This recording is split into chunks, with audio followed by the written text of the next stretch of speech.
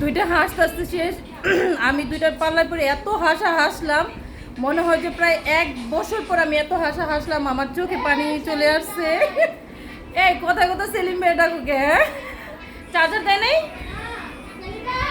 ছাদে যাবা? অনেক দুষ্টামি ফাজলামি করলাম, এখন ছাদে যাব, ছাদে যে একটু রোমান্স করবো, তারপর চলে যাব। অনেক ঠান্ডা পড়ছে, ঠান্ডার মধ্যে একটু ভালো লাগবে আর কি।